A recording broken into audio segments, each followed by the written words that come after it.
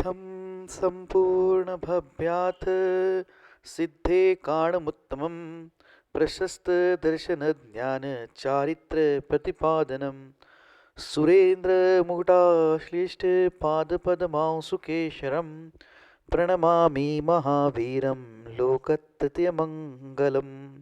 बोलो पंच परमेष्ठी भगवान की जय। 1008 श्री आदिनाथ भगवान की जय। अंतिम तीर्थेज भगवान महावीर स्वामी की जय। आचार्य भगवान गुरुवर्षि विशुद्ध सागर जी महाराज की जय। मुनि श्री सुप्रभ सागर जी महाराज की जय। मुनि श्री प्रणत सागर जी महाराज की जय। जय जन बंधुओं, आप सभी का मैं स्वागत करता हूं लोकप्रिय कार्यक्रम सम्यक समाधान में। प्रतिदिन देश विदेश के श्रावकों के मन में उठने वाला जो विकल्प है, उस विकल्पों का सम्यक समाधान सिर्फ YouTube चैनल सुप्रभुवाच के माध्यम से सम्यक समाधान इस कार्यक्रम के द्वारा किया जाता है। आप सभी लोग उस कार्यक्रम का लाभ घर बैठे YouTube चैनल के माध्यम से ले रहे हैं।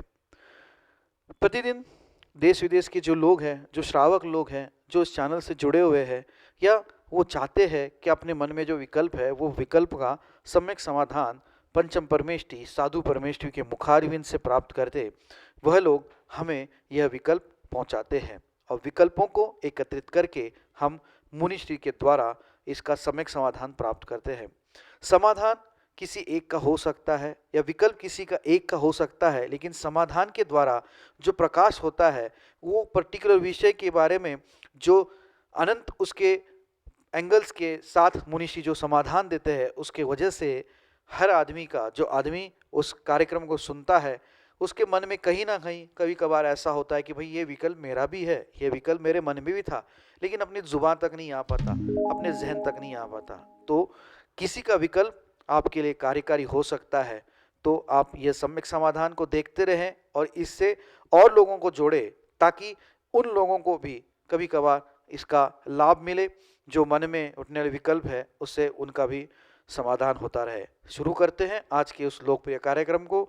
मुनिश्री के चरणों में कोटिशा नमोस्तु करते हुए मुनिश्री प्रणत सागर जी महाराज को यह विनय करता हूं कि हे स्वामी, कार्यक्रम को गति प्रदान करते हुए संचालित करें। नमोस्तु नमोस्तु नमोस्तु महाराज।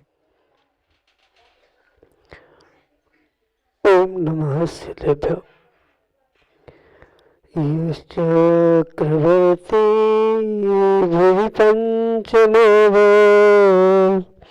श्रीनन्दनो द्वादशको गुणानां निधि प्रभु षोडशको जिनेन्द्र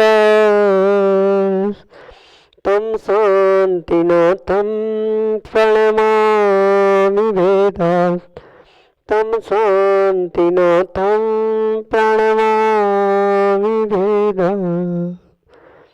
पंच परमेष्ठी भगवान की, परम पूज्य आचार्य भगवंत गुरुवर विशुद्ध सागर जी मुनि महाराज जी की, परम पूज्य मुनि श्री सुप्रभ सागर जी महाराज जी की।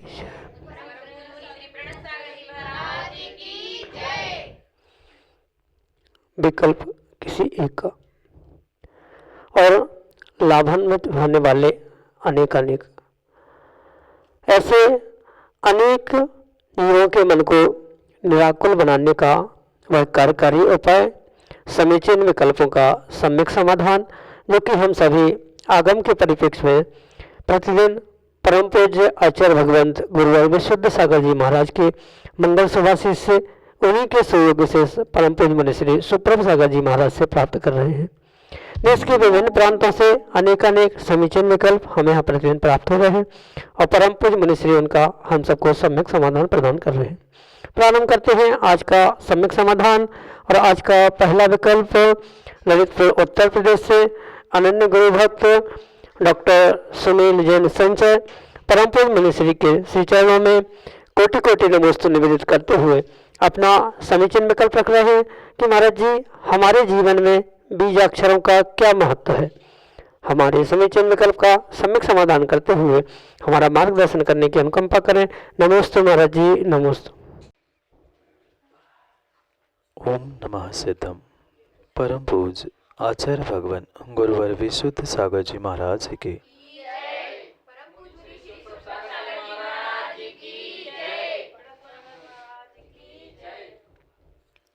बीजाक्षर अपने प्रत्येक मनुष्य के जीवन में उस बीज की तरह कार्यकारी हो सकते हैं अगर उन प्रत्येक बीजाक्षरों को जीव ने अंगीकार या ग्रहण करने का पुरुषार्थ किया है। तो जितने सम्यक प्रकार से वह उन एक एक बीजाक्षरों को ग्रहण करता है, चाहे शुद्ध उच्चारण के माध्यम से हो, शुद्ध लेखन के माध्यम से हो या शुद्ध आकलन के माध्यम से हो, जितनी शुद्धि उसकी उन बीजाक्षरों को पढ़ने में, समझने में, उच्चारण करने में या ग्रहण करने में होती है, उतनी ही उसके परिणामों की विशुद्धि और उसके जीवन की ऊंचाई हुआ करती। इसलिए चाहे अ अक्षर से लेकर ग अक्षर तक हो या क ख ग घ आदि वह वर्ग क्यों ना हो, स्वर व्यंजन जितने भी बीजाक्षर रूप में स्वीकार किए गए हैं, क्योंकि कारतंत्र व्याकरण में आचार्य भगवंत कहते हैं सिद्धो वर्ण समाम्नाय, ये बीजाक्षर अपने आप में एक सिद्ध वर्ण है जो कि अनादिकाल से चलते हुए आ रहे हैं। और इन सिद्ध वर्णों को जो श्रद्धा पूर्वक धारण ग्रहण करता है, पठन पाठन करता है, नियम से वह अपने भीतर उस ज्ञानावरणी कर्म के क्षयोक्षम को बढ़ाने का भी प्रयास करता है और ज्ञानावरणी कर्म का जो आवरण था उसे भी कम करने का प्रयास करता है। क्योंकि प्रत्येक बीजाक्षर के अपने अपने मायने, अपने अपने अर्थ आगम में आचार्य भगवंतों ने बताया है। प्रत्येक बीजाक्षर के एक एक रक्षक, कई रक्षक देवी देवताएं भी होते हैं, ऐसा भी व्याख्यान विद्यानुपात पूर्व जैसे ग्रंथों में प्राप्त होता है। जैसे ओम ह्रीम अरहम आदि ये शब्द जिसे हम मंत्र कहते हैं, मात्र इतने ही मंत्र नहीं है, अपितु अ आ ई उ ऊ क ख ग घ च छ ज, ये सब कुछ अपने आप में एक बीजाक्षर होते होते ही एक मंत्र के भांति होते। अगर कहीं बहुत सारे लोगों ने, जैसे कि आप तो पंडित जी है और आपको तो बहुत अच्छे से पता ही है, जो मातृका यंत्र होता है, वहाँ जहाँ कहीं भगवान की प्रतिष्ठा होती है, भगवान का प्रतिमा से भगवत्ता प्रदान की जाती है, किसी वेदी की वेदी शुद्धि का होती है, वेदी प्रतिष्ठा होती है, तो प्रत्येक स्थानों पर आपने देखा होगा कि वहाँ पर अ से लेकर ह तक शब्दों को, बीजाक्षरों को लिखा जाता है। वह अपने आप में स्वयं में मंत्र है और वह मंत्र बीजाक्षर दोनों होने के कारण से उसके रक्षा करने वाले बहुत सारे देवी देवता भी होते हैं। अ का मतलब क्या है, क का अर्थ क्या है, जैसे ओम का पंच बीजाक्षरी पंच परमेष्ठी का वाचक कहा गया, ह्रीम को 24 तीर्थंकर का वाचक कहा गया, ऐसे अ से, स से, क से प्रत्येक बीजाक्षर का अपना अपना अर्थ आगम में प्रस्तुत किया गया। और जो वास्तव में उस अर्थों को समझकर उसका व्यवस्थित उच्चारण यानी प्रोनाउंसिएशन करना जानता है, वही उससे बहुत कुछ प्राप्त कर सकता है। अगर मात्र शुद्ध अ से लेकर ज्ञ तक यानी पूरे स्वर और व्यंजन का अगर यथार्थ उच्चारण, यथार्थ ज्ञान, यथार्थ बोध भी व्यक्ति को हो जाए, तो वो बहुत सारी विद्या को स्वयं में भी प्राप्त कर सकता है। इसलिए बचपन में भी आपने देखा होगा कि जब भी बच्चों को पढ़ाई प्रारंभ की जाती है, वह ओनामासीधम यानी सिद्ध भगवान की स्तुति करने के बाद, नमस्कार करने के बाद जो ओलम पढ़ाई जाती है, अ आ ई उ ऊ क ख ग घ, वह एक एक बीजाक्षर वह समझने और ग्रहण करने योग्य है। जितनी शुद्धि के साथ वह बीजाक्षर हमारे जीवन में, हमारे मन में, हमारे अंतस में उतरेंगे, उतनी ही विशुद्धि हमारी प्रत्येक कार्य में और प्रत्येक क्रिया में होगी। क्योंकि आपको तो शास्त्रीय आदि आदि बहुत सारे विद्याओं का पंडित जी ज्ञान है, आपने स्वयं ने अनुभव किया है। उन बीजाक्षरों के उच्चारण के द्वारा भी व्यक्तियों का यानी लोगों का, जीवों का आगे का भविष्य क्या हो सकता है, वह कितनी अच्छी तरीके से उन बीजाक्षरों का प्रोनाउंसिएशन या उच्चारण करना जानते हैं, आदि से भी वह आने वाले जीवन में कितनी ऊंचाई तक पहुंच सकते हैं, क्या कर सकते हैं, आदि सबका निर्णय उनके उन बीजाक्षरों के उच्चारण मात्र से किया जा सकता है। फिर जब उच्चारणों में इतनी शक्ति है, तो अगर उन बीजाक्षरों के अर्थ को समझकर उच्चारणों के साथ अगर एक एक अर्थ को व्यक्ति जीवन में उतार लेगा, तो नियम से वह बहुत ऊंचाई तक पहुंचने की संभावना हो सकती है। इसलिए एक एक बीजाक्षर का प्रत्येक प्रत्येक व्यक्ति के जीवन में अनमोल स्थान है, अनर्घ्य स्थान है, जिसे किंचित भी टाला नहीं जा सकता, बदला नहीं जा सकता। पर सब्जेक्ट टू ये सब कुछ तभी है जब वह उसके विषय में अर्थ को, उच्चारण को आदि सभी प्रकार से उन बीजाक्षरों को समझे। और ये आमना जो बीजाक्षरों की है, ये अनादि से चलती आई है, सिद्ध है। उस सिद्ध आमना को जो सिद्ध करता है उसका जीवन ही सिद्ध होता है। इस प्रकार से प्रत्येक बीजाक्षरों के अर्थ समझने का तो अभी समय नहीं है, पर उनका अपना अपना अर्थ जो आगम के परिप्रेक्ष्य में है उसे समझते हुए उसका शुद्ध उच्चारण भले ही क्षेत्रीय प्रांतीय परंपरा के अपेक्षा से भिन्न भिन्न है, पर आगम के परिप्रेक्ष्य में संधि से कैसे उसका उच्चारण होना चाहिए, कैसे ह्रस्व, दीर्घ, प्लुत आदि शब्दों का उच्चारण करते हुए उसका प्रयोग कहाँ पर कैसे करना चाहिए आदि अगर समझ में आए तो नियम से उन बीजाक्षरों के सिद्ध करने से वह अन्य भी देवी देवताओं की सिद्धि आदि आदि भी देखने में आती है। इसलिए जितनी शुद्धि के द्वारा उन बीजाक्षरों का पठन, पाठन, उच्चारण, ग्रहण करना व्यक्ति प्राप्त करेगा, उतने ही वह तीव्रता से ऊंचाई को प्राप्त करेगा। यही आपके लिए बीजाक्षर का महत्व बताते हुए सम्यक समाधान। अगले समीचीन विकल्प के लिए उदगीर महाराष्ट्र से बाहुबली जैन परम पूज्य मनीश्री के चरणों में बारंबार नमोस्तु निवेदित करते हुए अपना समीचीन विकल्प रख रहे हैं कि महाराज जी, जीवन में आगे जाने के लिए क्या करें, आखिर कमी क्या है हमारे जीवन में कि कितनी भी मेहनत करें पर वहीं के वहीं पर हैं। हमारे समीचीन विकल्प का सम्यक समाधान करने की अनुकंपा करें। नमोस्तु महाराज जी, नमोस्तु। व्यक्ति ने आज तक वास्तविकता में मेहनत और पुरुषार्थ के मायने अर्थ नहीं समझे। व्यक्ति ये सोचता है कि सुबह से शाम तक मैं उठता हूँ, व्यापार करता हूँ, पैसे कमाता हूँ, रोटी खाता हूँ, पढ़ाई करता हूँ, दुकान चलाता हूँ, पूजा आदि कर लेता हूँ, तो मैंने बहुत सारी मेहनत कर ली, बहुत सारा पुरुषार्थ कर लिया। पर मात्र तन से किया गया पुरुषार्थ, शरीर से किया गया पुरुषार्थ मेहनत नहीं हो सकती। वास्तविकता में मेहनत और पुरुषार्थ मन, वचन, काय इन तीनों साधनों से करनी चाहिए। जीव ने आज तक शरीर से और वचनों से फिर भी बहुत सारी मेहनत की है। ऐसा भी आगम में लिखा है कि जीव ने कई बार निर्ग्रंथ भेष धारण किए, कई बार द्रव्य लिंग धारण किया। ये जो कुछ भी उसने प्राप्त किया है मात्र और मात्र परिपूर्ण रूप से तन से किया गया, शरीर से किया गया उसका पुरुषार्थ और शरीर से ही की गई उसकी मेहनत है। पर जीवन की सफलता हो, चाहे आध्यात्मिक सफलता हो, लौकिक पारलौकिक सफलता हो, प्रत्येक सफलता के समय पर हमें ये समझने की आवश्यकता है, तन का पुरुषार्थ, शरीर का मात्र पुरुषार्थ मेहनत रूप फलीभूत होने वाला नहीं है। जब तक उस शरीर की मेहनत के साथ, शरीर के पुरुषार्थ के साथ मन की और भावों की मेहनत करना, भावों की पुरुषार्थ करना व्यक्ति नहीं सीख पाता है, तब तक वह किसी भी कार्य में सफलता को प्राप्त नहीं कर सकता। बहुत सारे जीव यही सोचते हैं कि सुबह शाम मैं मंदिर जा रहा हूँ, पूजा पाठ कर रहा हूँ, तो उतने से ही मेरा कल्याण हो जाना चाहिए। पर मात्र इतना करने से वह कभी भी कल्याण नहीं हो सकता। मात्र बहुत अच्छे समय पर व्यापार के लिए दुकान खोलते हुए व्यापार शुरू कर लेना आदि आदि करने से भी व्यापार में सफलता हो, वो भी जरूरी नहीं है। बहुत सारी दिन रात पढ़ाई करने से भी पढ़ाई में सफलता मिले, वो भी जरूरी नहीं। ये शरीर की मेहनत भिन्न विषय है, शरीर की मेहनत भी आवश्यक है, पर शरीर की मेहनत मात्र फलीभूत नहीं होती हमारे आने वाले जीवन की सफलता के लिए।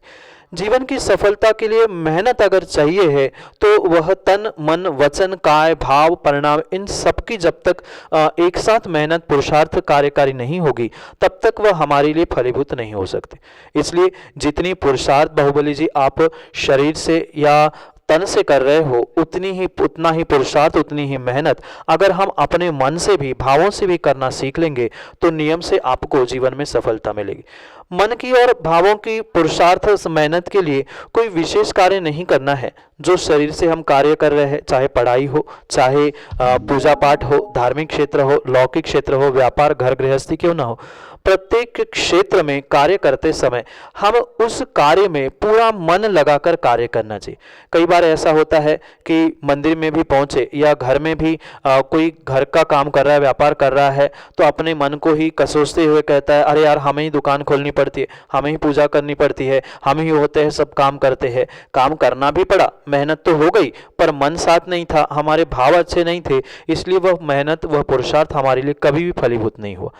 अगर उन्हीं मेहनत पुरुषार्थ में जो हम 100% पुरुषार्थ शरीर से कर रहे थे, वही 50% पुरुषार्थ शरीर से और 50% पुरुषार्थ हम मन से या भावों से करेंगे, तो नियम से वह हमारे लिए पुरुषार्थ और मेहनत फलीभूत सफल हो सकती है। इसलिए जो भी कार्य करो उसे मन से करने का और सच्चे और अच्छे भावों से करने का प्रयास करो।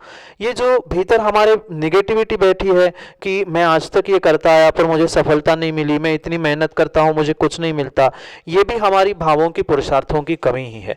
क्योंकि जितनी संक्लेशता व्यक्ति मन से करता है उतना उतना ही उसका वह पुण्य से या पुरुषार्थ से प्राप्त किया गया फल निगेटिव में माइनस में पहुंचता जाता है।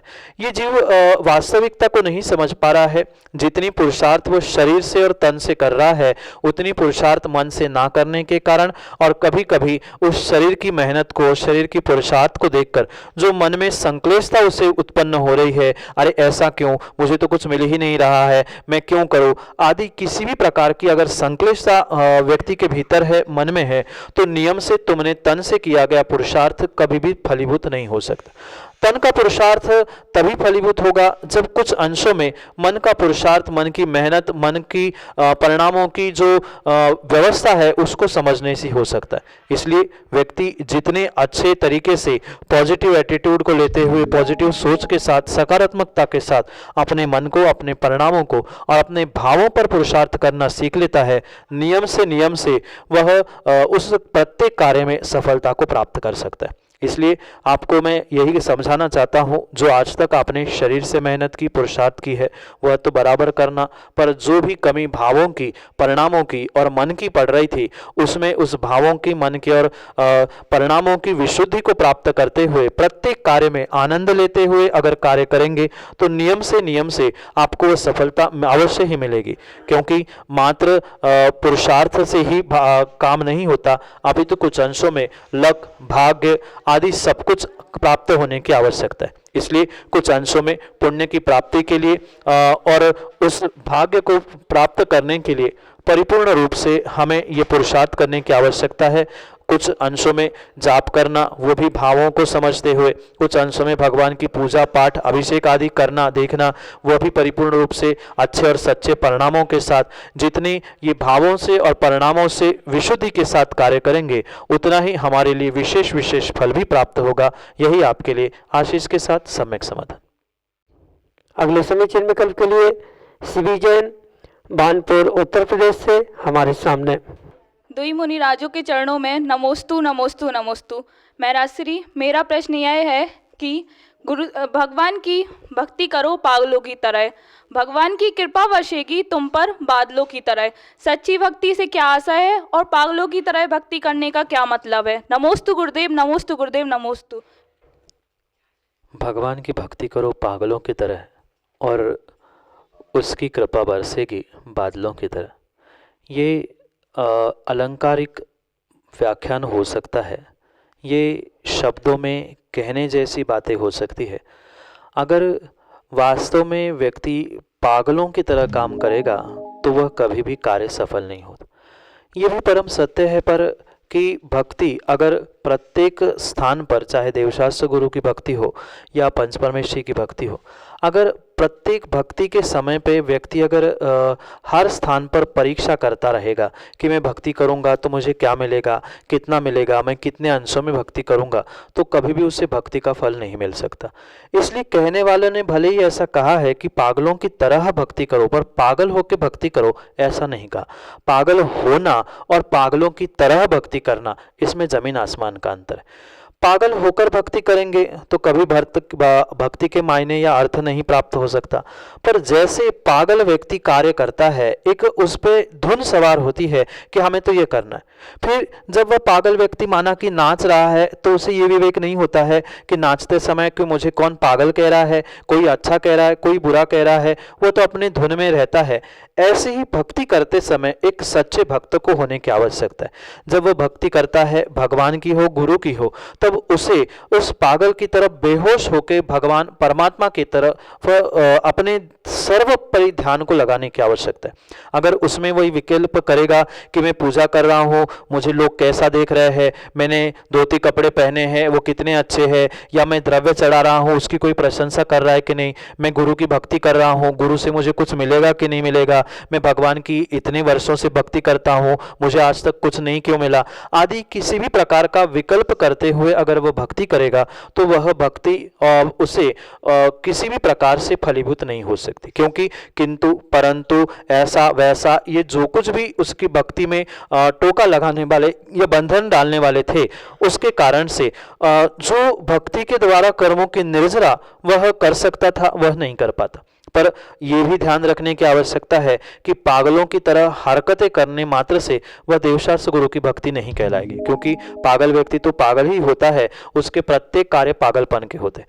पर पागलपन एक दृष्टांत उपमा देते हुए कहा जाता है कि जैसे एक पागल व्यक्ति पूरा होश खो बैठता है कि मैं कब कहाँ क्या कर रहा हूं, ऐसे मात्र भक्त भगवान और गुरु आदि के प्रति बेहोश होकर भक्ति करता है कि मुझे तो भगवान से मतलब है, मुझे दुनिया से कोई मतलब नहीं, मुझे तो गुरु से मतलब है, मुझे दुनिया से कोई लेना देने।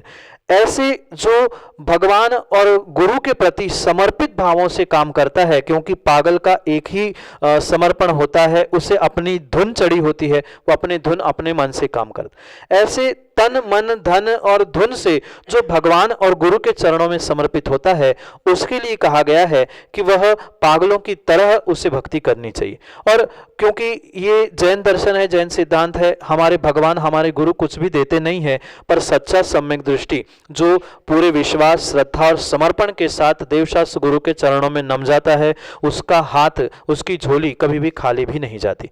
इसलिए ये कहा जाता है कि आप भक्ति बिल्कुल बिल्कुल परीक्षा छोड़कर कोई भी उम्मीद रखकर ना करें। अगर हम उम्मीद रख के करेंगे कि इतना होगा तो हमें इतना मिलेगा, तो आपको एक दाना भी नहीं मिलेगा। वही हम ये श्रद्धा समर्पण से करेंगे, हमें कोई मतलब नहीं, मिले सो नहीं मिले सो, जैसे पागल कहता है मिले सो नहीं मिले सो, ऐसे ही अगर हम देवशास्त्र गुरु के प्रति भक्ति में पागल हो जाएंगे, पागल का अर्थ सामान्य पागलपन नहीं है, अपितु भक्ति में पागल हो जाएंगे, तो वह भगवान और गुरु भी तुम्हारी श्रद्धा और समर्पण के कारण से आपको बहुत कुछ देने वाला लगता है। जबकि जैन दर्शन में भगवान गुरु जिनवाणी हमारे लिए कुछ भी देने वाली नहीं होती।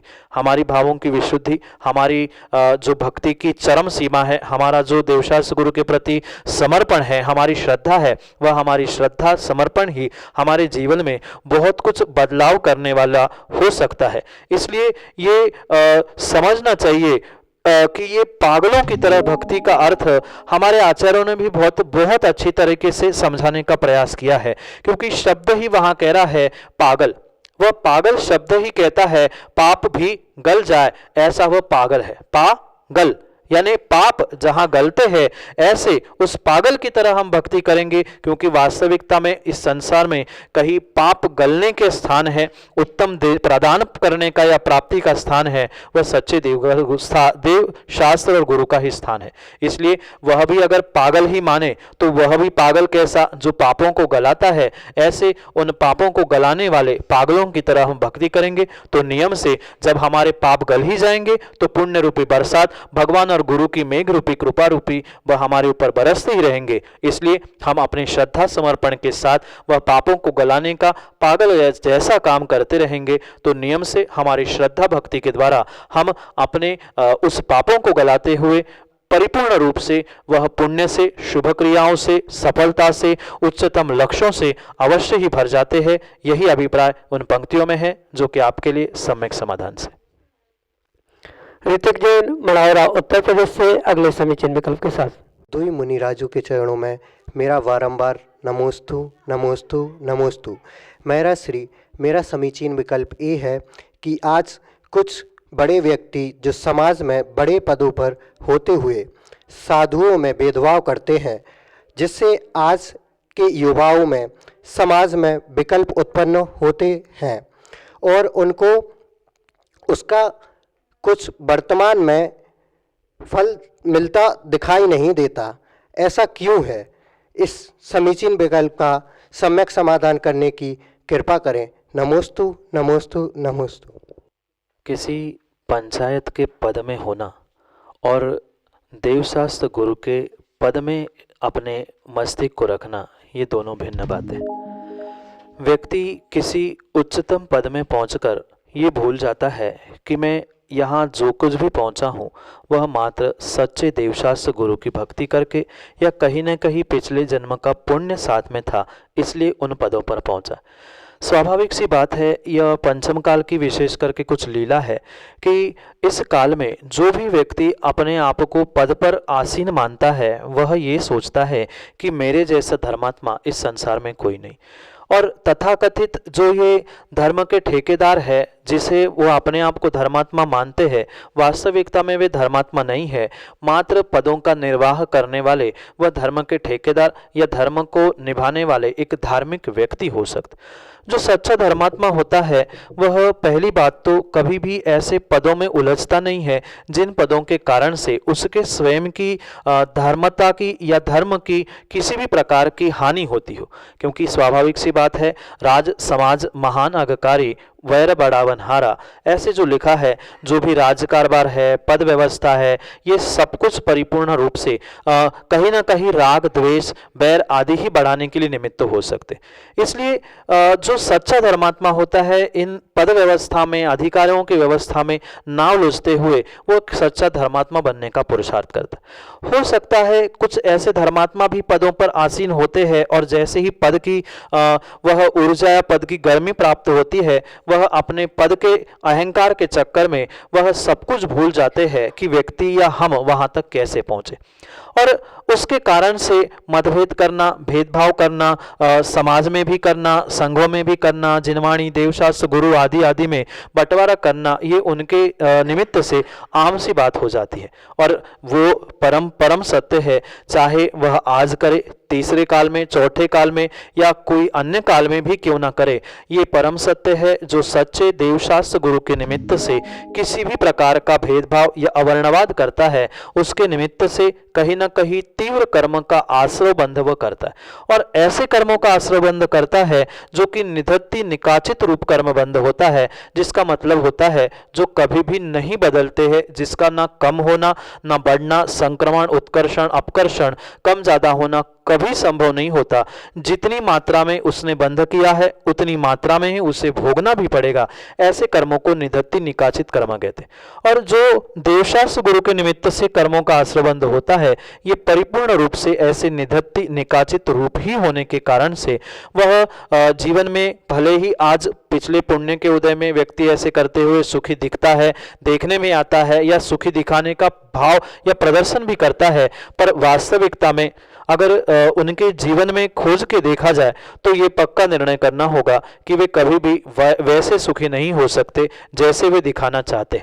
इसलिए भले ही वो काम अपना करते रहे, पर बेटा इतना ध्यान रखना, ऐसे जीवों के प्रति भी हमें कभी भी खराब विचार या बुरे विचार लाने की आवश्यकता नहीं है। क्योंकि जब कर्म उनके लिए व्यवस्था कर ही रहा है, कर्म उनके लिए अपना अपना फल समय देखकर देना ही देना है, तो हम उनके बारे में गलत सोचकर या विपरीत सोचकर हम अपने लिए कर्मबंध क्यों करें। इसलिए अपने कर्मबंध से बचने के लिए उन विपरीत कार्यों में भी, उन विपरीत पुरुषों के प्रति, विपरीत पदाधिकारियों के प्रति भी हमें विपरीत भाव नहीं रखना चाहिए। आकम में भी आचार्य भगवान कहते हैं माध्यस्थ भावम विपरीत वृत्ति, जहां विपरीतता दिखे वहां हम माध्यस्थ हो जाए, तुम जानो तुम्हारा काम जाने। क्योंकि ये भले ही आज उन्हें नहीं समझ में आ रहा है, पर आप जैसे ऐसे कई सारे युवा हैं जिनको ये बोध हो रहा है कि उन विषमताओं में या ऐसे विभाजन करने वाले अराजक तत्वों से वह कभी भी अपना मन मिठाव करके या उनके साथ बैठने की वे कभी भी राजी नहीं हो सकते।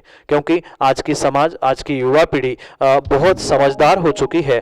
जहां जहां ऐसे विकल्प होते हैं वहां उन स्थानों से, उन क्षेत्रों से, उन धर्म आयतनों से भी वे दूर हो जाते हैं। और वास्तविकता में वर्तमान में युवा पीढ़ी का धर्म देवशास्त्र गुरु के प्रति का रुझान मात्र ऐसे ही चंद जीवों के कारण से ही उनसे दूर होते जा रहा है, क्योंकि कोई कुछ करे तुम ऐसा क्यों वैसा क्यों, ये जो टोकने की आदत हो चुकी है, इस कारण से ही व्यक्ति और समाज आज बहुत सारे छोटे छोटे टुकड़ों में बट रही है। और स्वाभाविक सी बात है, जब तीर्थंकर भगवान आदिनाथ को कर्मों ने नहीं छोड़ा था, रामचंद्र जी, सीता जी जैसे महापुरुषों को नहीं छोड़ा था, तो आज के वर्तमान के तो बहुत मामूली से जीव है। आज नहीं तो कल, कल नहीं तो अगले भाव में कभी न कभी कर्मों का फल उन्हें भोगना ही पड़ेगा। मैं तो ये साक्षात देख चुका हूं कि जिन्होंने जिन्होंने ऐसे विपरीत विपरीत कार्य किए हैं, समाज और धर्म विध्वंसी, उनको तो अगले भाव में भी जाने की आवश्यकता नहीं है। कई सारे हमने आंखों से देखे हैं कि इसी भाव में उन कर्मों को और उन पापों को भोगते हुए मिलते हैं। इसलिए उनको जब कर्म फल दे ही रहे हैं, तो उनको देखकर आप जैसे युवा पीढ़ी को बिल्कुल भी विपरीत करने की नहीं सोचना चाहिए। कर्म फल दे ही रहा है, हम अपना काम जाने। हमारे देवशास्त्र गुरु से हमें मतलब है, हमारे भगवान हमारे गुरु ने मात्र यही सिखाया है कि नमो लोहे सवसाहुणम, तो हम उस नमो लोहे सवसाहुणम को ही जाने और उसको ही पहचाने। हम अपने गुरु की आज्ञा का, भगवान की आज्ञा का पालन करें। जो जैसा करेगा उसको वैसा फल मिलेगा, हमें उनके बारे में भी कुछ नहीं सोचना। यही आपके लिए सम्यक समाधान। ब्यूटी जैन बानपुर उत्तर प्रदेश से अगले समीचीन विकल्प के लिए। गुरुदेव, दोनों मुनिराजों के चरणों में नमोस्तु निवेदित करते हुए मेरा प्रश्न यह है कि महाराज जी, जब हम कायोत्सर्ग करते हैं, कोई बच्चा या वृद्ध हमारे सामने गिर जाता है तो हम उसे बचाने के लिए अपनी कायोत्सर्ग तोड़ देते हैं, तो हमें क्या दोष लगता है? कृपया हमारे समीचीन विकल्प का सम्यक समाधान करें। नमोस्तु महाराज जी, नमोस्तु महाराज जी, नमोस्तु महाराज। जैन धर्म मात्र बहिरंग क्रियाओं में नहीं, अपितु दया करुणा पे विश्वास रखता है, क्योंकि अहिंसा रूपी इस दयामयी धर्म को समझने के लिए बहुत बहुत सूक्ष्मता को प्राप्त करने की आवश्यकता है। बहिरंग क्रिया उस भीतर की दया, करुणा, विशुद्धि, अहिंसा आदि को प्रकट करने के लिए कही गई है। चाहे कायोत्सर्ग हो, सामायिक हो, अन्य कोई भी क्रिया हो। आप ध्यान सामायिक कायोत्सर्ग करते समय आपको समझ में आ रहा है कि अमुक व्यक्ति पीड़ित है, कष्ट में है, दुख में है, चाहे चक्कर आके गिरा हो या अन्य किसी भी कारणों से वह पीड़ित है, तड़प रहा है, तो उसके सामने आप आंख बंद करके कायोत्सर्ग कर लेना, मैं तो ध्यान में हूँ, मैं तो सामायिक कर रहा हूँ, मैं तो भगवान को नमस्कार कर रहा हूँ, ये अव्यवहारिक बातें हैं। आगम में जो भी क्रियाएं, जो भी कार्य बताए हैं, वो परिपूर्ण रूप से भले ही निश्चय पर, आत्मा पर केंद्रित होने पर भी कहीं ना कहीं व्यवहारिकता, एक फॉर्मेलिटी सिखाई जाती है कि कौन से समय में कौन सा काम करना श्रेष्ठ होता है। हाँ, ये परम श्रेष्ठ है। अनावश्यक रूप से कायोत्सर्ग नहीं तोड़ना चाहिए, ध्यान सामायिक नहीं छोड़ना चाहिए। पर सामने जब कोई व्यक्ति, बालक हो, कोई हो, तड़पते हुए दिख रहा है, तो सबसे पहला हमारा धर्म होता है कि हम उसकी रक्षा करें, उसकी व्यवस्था करें, क्योंकि हम तो स्वयं के लिए कायोत्सर्ग कर रहे थे। पर अगर हम उसकी रक्षा करेंगे, भले ही कायोत्सर्ग के निमित्त से, कायोत्सर्ग ध्यान तोड़ने के निमित्त से हमें दोष लगा था, क्योंकि दोष तो लगेगा क्योंकि हमने संकल्प किया था, पर उस दोष के से भी अगर बढ़ के कोई कार्य होता है तो वहां स्व और पर की दया हुई, क्योंकि वह दुखी था, उसकी वैयावृत्ति या उसकी व्यवस्था हमने की, तो दया करुणा से उसकी भी व्यवस्था बन गई और साथ में मुझे भी पुण्य की प्राप्ति हो गई। तो स्वपर का हित होने से वह कार्य श्रेष्ठ होने की अपेक्षा से वह कार्य सबसे पहले करना चाहिए। और माना कि हमें ये विकल्प सता रहा है, हमने कायोत्सर्ग छोड़ दिया, हमने ध्यान छोड़ दिया, तो क्या होगा? तो उसके लिए भी अगर हमें ये विकल्प हो रहा है तो गुरु के पास पहुंचकर हम उसका प्रायश्चित ले सकते हैं। पर जबकि उससे भी श्रेष्ठ कार्य हमने स्व और पर की, स्व यानी अपने आप, क्योंकि मुझे विकल्प तो हो ही रहा था, ऐसा तो है नहीं है कि हम आंखें बंद करके भी खड़े रहे और कोई रो रहा है, बिलख रहा है, तो भीतर तो यही रखता है कि जल्दी से पूरा हो जाए, मैं बचा लूं, कौन है क्या है। अगर विकल्प सता रहा है तो संक्लेशता से भी हमें पुण्य की प्राप्ति नहीं हो रही है, और वही हमने उसे छोड़कर यानी कायोत्सर्ग तोड़ के अगर उसकी रक्षा की तो भीतर की भी संक्लेशता नष्ट हो गई, स्वयं पे दया हो गई, वह जो गिरा था, लगी थी, उसको ठीक किया तो उसके भी दया करुणा हुई। तो सुपर का हित होने से वह कार्य श्रेष्ठ है, यह व्यवहारिक कार्य होने से उसको भी स्थान देना आवश्यक है। अगर हमें ये भीतर टीच लगी है कि हमारा कायोत्सर्ग छोटा या कुछ हुआ, तो गुरु के पास पहुंचकर उसका प्रायश्चित लेकर भी हम उसे ठीक कर सकते हैं। यही आपके लिए सम्यक समाधान। सभी को जय जिनेंद्र। आप हम सभी लाभ ले रहे थे सम्यक समाधान इस कार्यक्रम का। प्रतिदिन यह कार्यक्रम 5:13 पे यूट्यूब चैनल सुपर वॉच के माध्यम से प्रसारित होता है, ठीक 5:13 से। और ये जो कार्यक्रम है उसमें अगर आप जुड़ना चाहते हो या आप अपने विकल्पों को हम तक पहुंचाना चाहते हो तो हमारा व्हाट्सएप का नंबर 8707548811, नंबर याद रहे 8707548811, यह नंबर है। इस व्हाट्सएप के नंबर के द्वारा आप अपना विकल्प हम तक पहुंचा सकते हो। विकल्प पहुंचाने के लिए आप जीमेल का प्रयोग भी कर सकते हो, gmail@samyak.samadhan@gmail.com, यह हमारा जीमेल की आईडी है। आप जीमेल के द्वारा भी अपना विकल्प हम तक पहुंचा सकते हो। अगर किसी को अपने वीडियो या ऑडियो मैसेज के द्वारा अपना विकल्प हम तक पहुंचाना है तो आप व्हाट्सएप के द्वारा वीडियो और ऑडियो हम तक पहुंचा सकते हैं। उसको कार्यक्रम में प्रसारित किया जाएगा एवं आपका सम्यक समाधान भी कार्यक्रम के द्वारा आपको मिल जाएगा। आज के लिए इतना ही। जाने से पूर्व 7:40 पे जिनवा टीवी पे मुनिश्री के प्रवचन रूपी अमृत आप सुन सकते हैं प्रतिदिन शाम को 7:40 पे। और विषय चल रहा है आचार्य भगवान शिवकोटि महाराज विरचित रत्नमाला इस ग्रंथ का। आप घर बैठे उस ग्रंथ का स्वाध्याय भी कर सकते हैं और मुनिश्री के प्रवचन के रूपी अमृत का भी पान कर सकते हैं। चलिए चलते हैं। आज के लिए इतना ही। जय जिनेंद्र के साथ मुनिश्री के चरणों में नमोस्तु नमोस्तु नमोस्तु।